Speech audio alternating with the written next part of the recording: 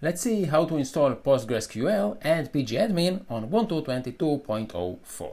We're going to start by going to postgresql.org. Here we click on Download, and the operating system is Linux, and the distribution is Ubuntu. And if we scroll down, we can see this script. But before running this script, let's make sure that our package list is up to date.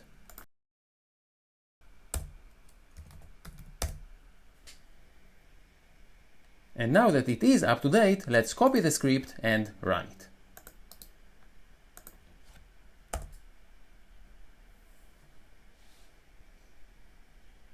So this is done. Let's move on to the installation of PGAdmin. For that, we go to pgadmin.org. And under quick links, we can find download. And since I'm on Ubuntu, I'm going to choose apt. On this page, we scroll down a bit, and as you can see, we need to use curl. So let's start by installing curl on our system.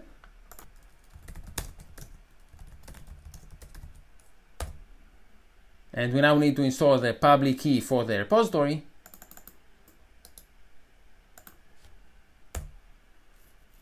Then create the repository configuration file.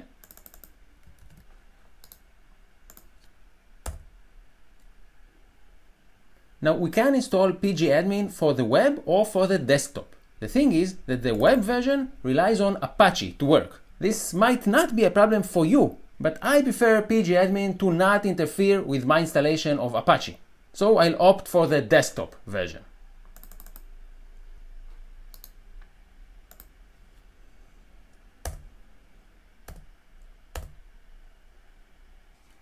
So this is done, and if we now open our application drawer, we can find the newly installed PGAdmin 4. Let's run it.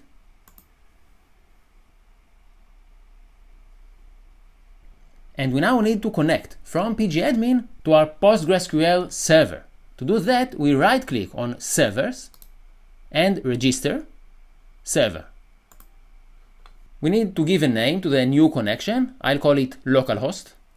And then we need to switch to the Connection tab.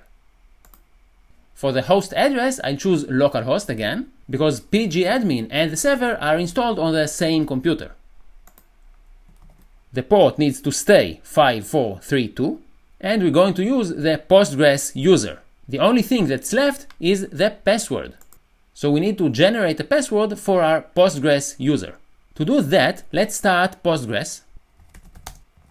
But we want to do it as the Postgres user. This is a new user that was created during the PostgreSQL installation. So sudo and then -u for user, and then the name of the user, which is Postgres.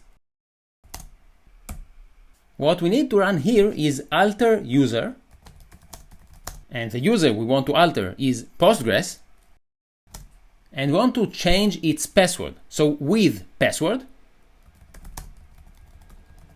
And then we need to provide the new password. I just go with password.